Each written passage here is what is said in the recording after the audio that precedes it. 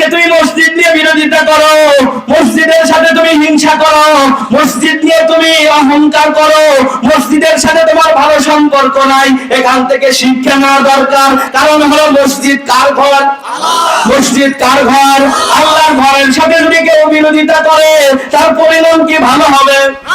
ভালো তো হবেই না, বরং পরিণাম কেমন হবে জানো? নাই তার ভিতরে, নাই তার পরিবারের ভিতরে, নাই আত্মীয় স্বজনের ভিতরে এমন অশান্তি লেগে যাবে যা সে কল্পনাও করতে পারবে না। মূল রহস্য খুঁজে পাবে না কোন কারণে এত অশান্তি। প্রথম অশান্তি লাগে ঘরে ঘরে, কারণ কি জানো? মসজিদের সাথে সম্পর্ক যার যত কম, ঘরে অশান্তি তার তত বেশি। কথা কি বুঝেছেন আমার বন্ধুরা? দেখেন এই ঘটনাটা যে সত্য, এই তো প্রমাণ হলো। কেমনে হলো জানেন? নবী আমার যখন দুনিয়াতে এসেছিলেন, নবুয়ত পেলেন, শেষ বয়স যখন এসেছে, হযরতে ওমর ফারুকের মেয়ে, হযরতে ওমর ফারুকের মেয়ে এই বিকেল বেলা একটা ফকির আসে ভিক্ষা চাইতে, প্রতিদিনই আসে। এই মেয়েটা ভিক্ষা দিতে যায়, কিন্তু এর কথা আর চলাফেরা দেখে মনে হয় লোকটা মক্কার না। একদিন জিজ্ঞেস করলো, বাবাজি প্রতিদিন ভিক্ষা চাইতে আসেন, আপনি কোন দেশের মানুষ? লোকটা বলল, মা আমি তো মক্কার না। বাসা কোথায় আপনার? বলে বাসা আমার ইয়ামেনে। এ দেশে কবে এসেছেন? বলে তোমাকে বলা যাবে না। ওমর ফারুক হাত ধরে নিয়ে গেছে নবীর কাছে। নবীজি একটা লোক পেয়েছি। নবীকে ডেকে বলে, গো নবীজি আমি এই দেশে এসেছি আপনি জন্মেরও 53 দিন আগে। কথা কি বুঝছেন একটু? নবী জন্মের 50 দিন আগে কাবার ওই ঘটনা ঘটেছে, তারও 3 দিন আগে, মানে 53 দিন আগে আমি এসেছি। কেমনে এসেছিলেন? বলে ওই আব্রাহার যে হাতি বাহিনী ছিল, প্রথম যে বড় হাতি মাহমুদ হাতির চালক ছিলাম আমি, ড্রাইভার ছিলাম আমি যখন দেখলাম আমার বড় হাতিটা ডাইনে যায় বামে যায়, কিন্তু কাবার দিকে যায় না, আমি বুঝতে পারলাম বিপদ সংকেত আছে। সাথে সাথে হাতির পিঠ থেকে নেমে আমি দৌড় দিয়ে গ্রামের ভিতরে যাই। আমি যুদ্ধে অংশগ্রহণ করি নাই, আর সামনেও যাই নাই। ওই দিন আব্রাহার বাহিনী ধ্বংস হয়েছিল, কিন্তু আল্লাহ আমাকে বাঁচাইছে। ও নবী আমি এখানে এসেছি আপনি জন্মের 53 দিন আগে। রাসূল বললেন, তাহলে আব্রাহা কিভাবে ধ্বংস হলো? বলে আব্রাহা কিন্তু এখানে মরে নাই। কেমনে মরেছে? বলে আব্রাহা আমি যখন এই হাতির পিঠ থেকে পালাইছি, আব্রাহা বড় হাতির পিঠে উঠে হাতি চালায়, তাও হাতি চলে না। যখন পাথর পড়েছে, সব সৈন্য আর হাতিগুলো যখন ঘাসের মধ্যে মিশে, পাথরের মধ্যে ঘাসের মতো মিশে গেছে। আব্রাহার শরীরে যখন পাথর পড়ে, আব্রাহা মরে না, শুধু গোস্ত খুলে খুলে পড়া শুরু হয়ে গেছে। বড় হাতিটা আব্রাহাকে পিঠের উপরে নিয়ে নাচতে নাচতে দৌড়াইতে দৌড়াইতে ইয়েমেনের রাজধানী সানায় চলে গেছে। রাজধানীতে যায় হাতি ঘোরে আর দেখায় এই সানার নগরীরা দেখ 3 দিন আগে যে মানুষটা অহংকার করে আল্লাহর ঘরের সাথে যুদ্ধ করতে গেছে, ওর পরিণাম কি দেখ। ইয়েমেনের মানুষেরা দলে দলে দেখে দেখে এরা খুশি হয়ে গেল। হাতি ঝাঁকি দিয়ে আব্রাহাকে ফেলে দিয়েছে।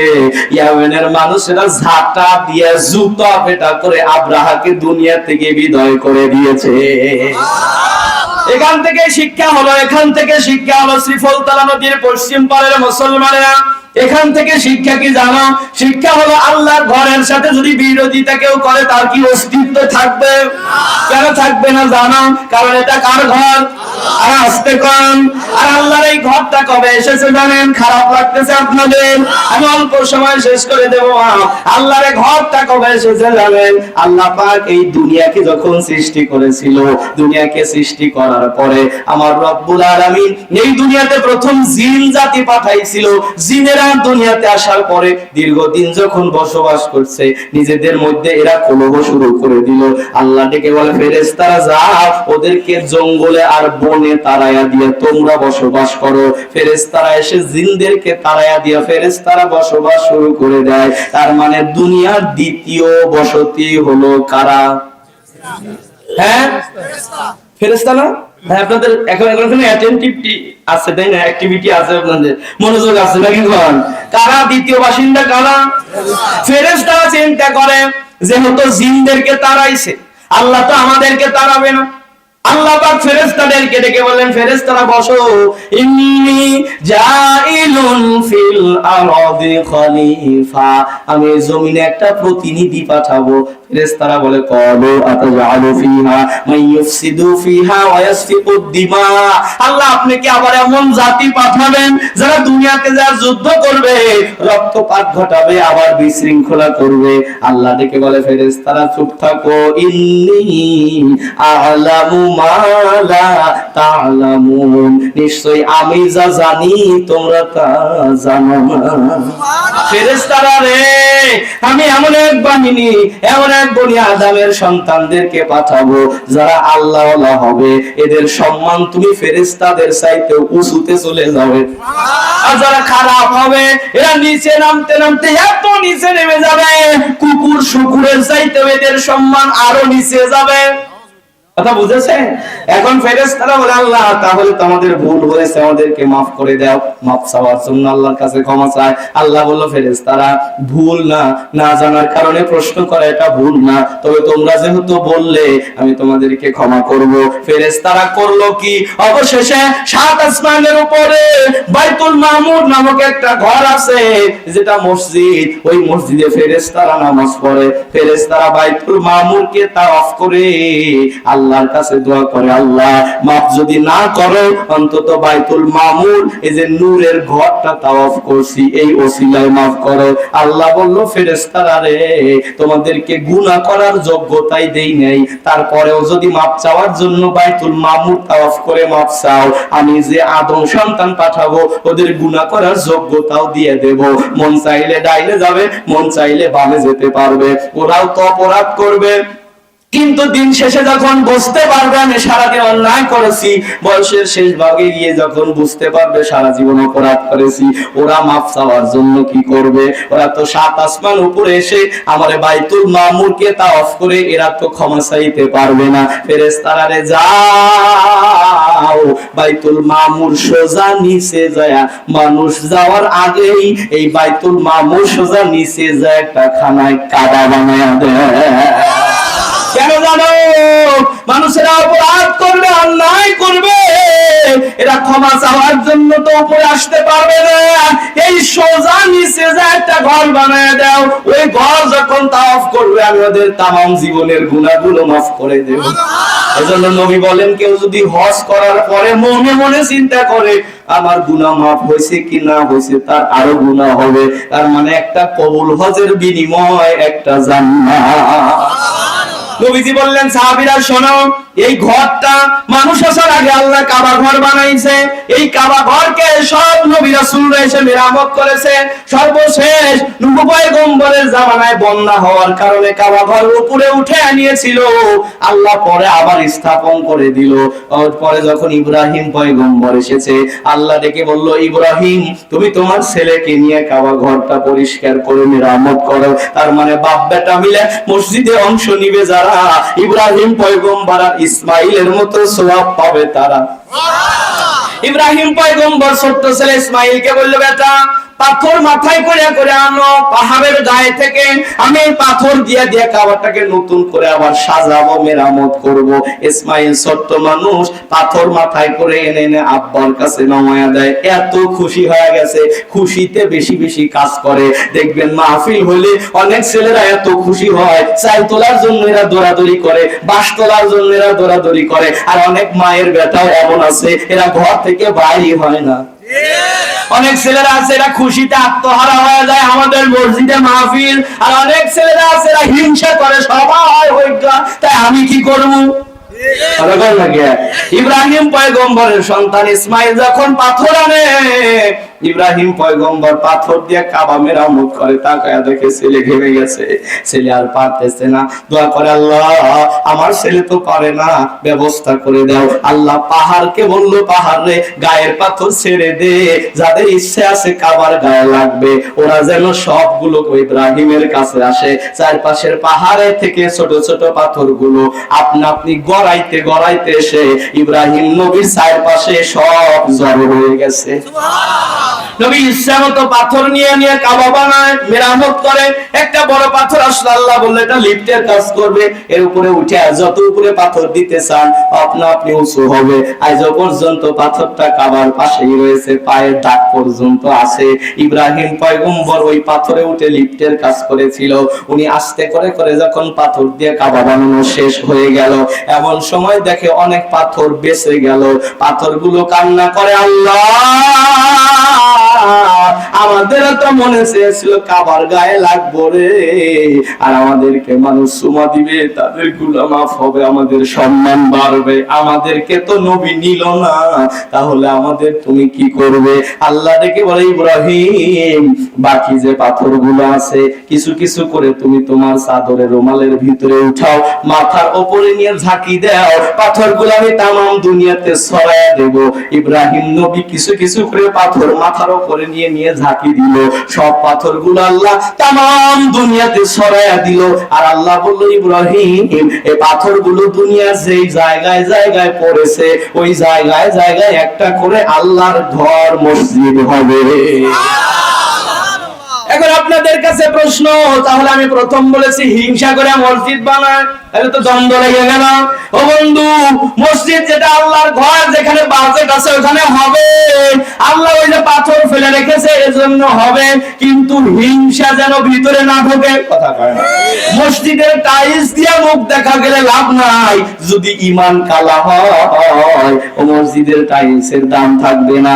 মসজিদের টাইলস করার আগে অন্তরটা টাইলস করে নাও, তোমার অন্তরটা যেন তাজা হয়, ঈমানটা যেন পরিশুদ্ধ হয়। মসজিদ তো হবে, যেখানে পাথর পড়েছে সেখানেই মসজিদ হবে, কিন্তু হিংসা করা যাবে না।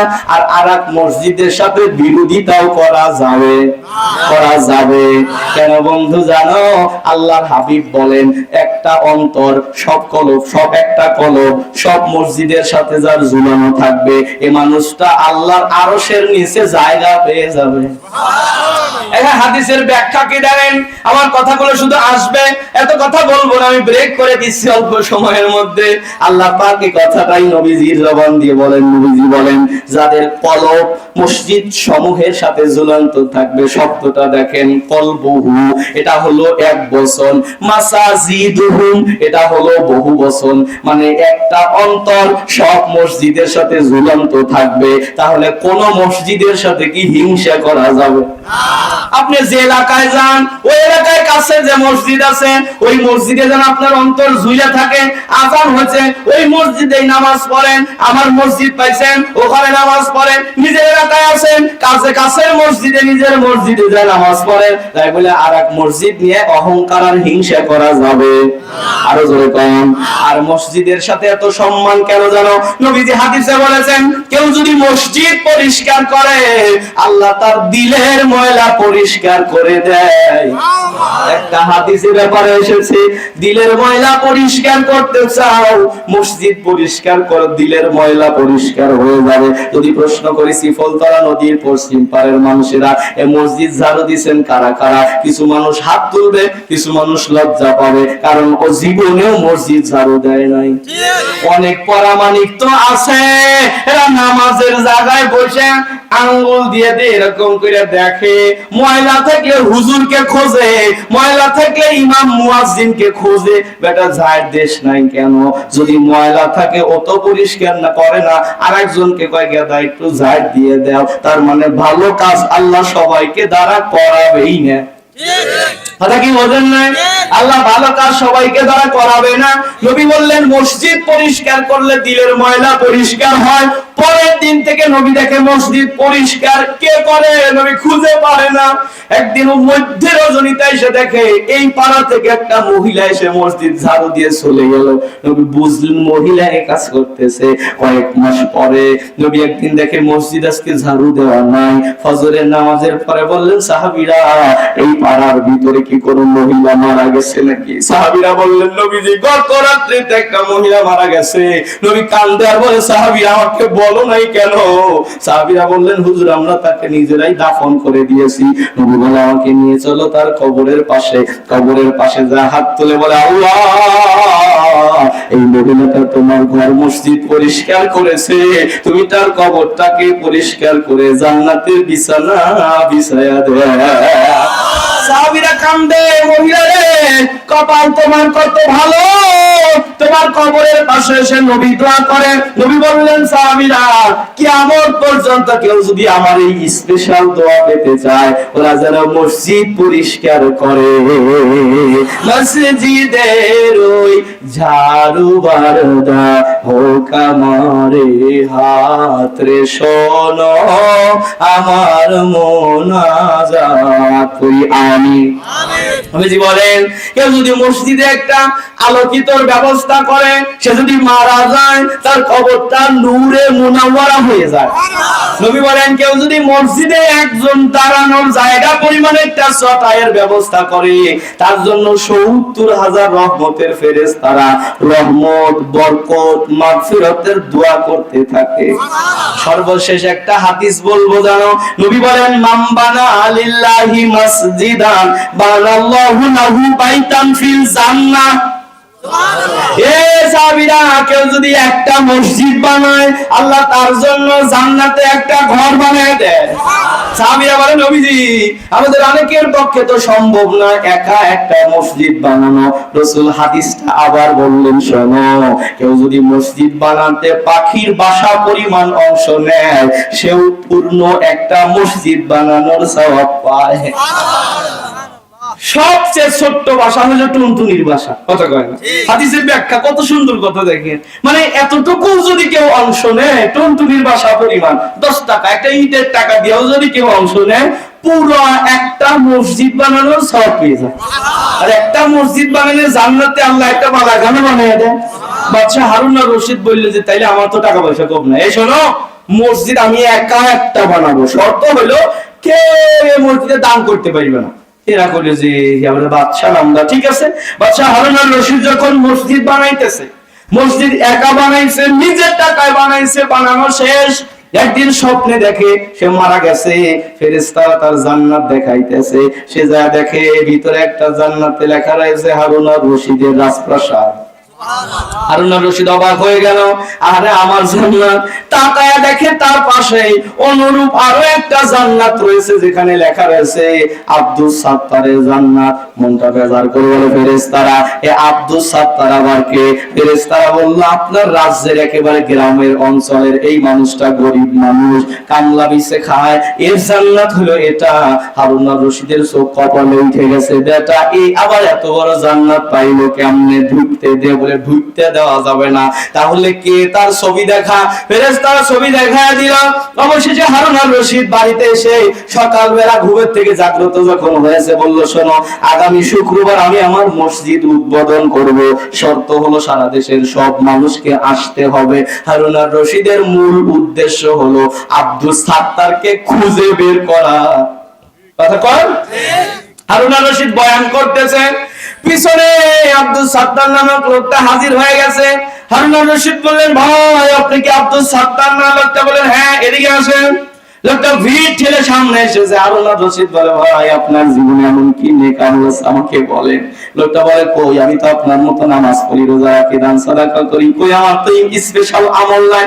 বলে বলো ভাই এমন কি আমল দুই একের ভিতরে করেছো আমাকে বলো। লোকটা কান্দে আর বলে বাদশারে বলতে পারি শর্ত আপনি আমাকে মারবেন না। বলে না মারবো না। ওগো বাদশা আপনি বলেছেন আপনার মসজিদে কোনো দান দক্ষিণা নিবেন না, কিন্তু মসজিদ বানানো দেখে আমার সহ্য হয় না, রাত্রির ঘুম আমার ভালো হয় না, কারণ আমার মনে পড়ে মসজিদে কেউ যদি অংশ নেয় আল্লাহ তাকে একটা মসজিদ বানানোর সওয়াব দেয়।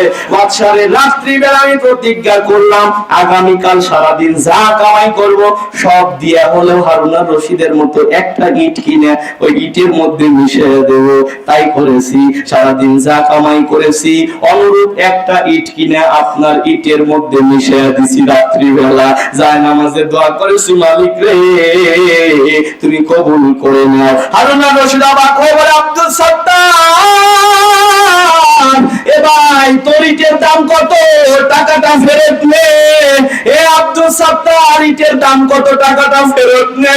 আব্দুল সাত্তার মুস্কি মুস্কি হাসে আর বলে, বাদশা রে, স্বপ্ন শুধু আপনি দেখেন নাই, স্বপ্ন আমিও দেখেছি। সামান্য টাকার বিনিময়ে আমি জান্নাত বিক্রি করব না। সামান্য টাকার বিনিময়ে জান্নাতের মালিক হতে চান কারা কারা? দু হাত তুলে দেখান তারা। নাই তাকবীর, হাত তোলেন তো, তোলেন। রাত কত বাজে? 12:30। কই যে না বাবু, গড়ি আমার মাঝে এটাই হয় গো, গড়ি দেখেন তো 12:30 বেজে গেছে পড়ায়। হাত তোলেন, আল্লাহকে বলেন, আল্লাহ তুমি আমাদেরকে কবুল করো, আমাদের জানমাল কবুল করো। সামান্য অর্থের বিনিময়ে হলে একটা জান্নাত দিও বলি আমি। আল্লাহ 12:30 তাহাজ্জুদের ওয়াক্ত তোমার কাছে ভিক্ষা চাই, হাতগুলোকে কবুল করো বলি আমি। এবার বাম হাত নামান, ডান হাত উঠে একটা ঝাঁকি দেন, আল্লাহ কবুল করো বলি আমি।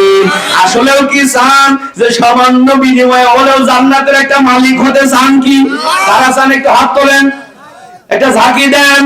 এবার হাতটা ঢুকান সেখানে, আমি ঢুকাই যেখানে, টাকা আছে যে পকেটে, হাত দেন, দেন হাত। আসেন, দেরি করবো না, আমি গত রাত্রে 2টায় মোনাজাত করছি, এইভাবে শরীর চলে নাকি? বাজারের নাম কি? দেখেন এই যে, এই শোনেন সবাই সিরিয়ালে, আমাকে বলবেন না, আমি দিক নির্দেশনা আপনাদেরকে দেব। বাবা শুরুতেই 1000 টাকা, 4 বস্তা সিমেন্ট 1 মণ ধান, 4 বস্তা সিমেন্ট 1 মণ ধান। বাজান এই সিমেন্ট আর 1 বস্তা আমি আমার পক্ষ থেকে দেব। আলহামদুলিল্লাহ বলেন, তাকবীর একটা জোরে হবেন, একটু ধরুন, সবাইকে দোয়া করব। নারে তাকবীর, নারে তাকবীর। আমার বাবাজির নাম কি? একজন নাম বলে দিবেন। শেখ ফরিদ কাকা 1000 টাকা, 5 বস্তা সিমেন্ট আর 1 মণ ধান। মারহাবা, একটু হাত তুলে আল্লাহুম্মা আমিন। ধন দিয়া মন বোঝো, বোঝো বেটা দিয়া, ফকির বানাইয়া বোঝো।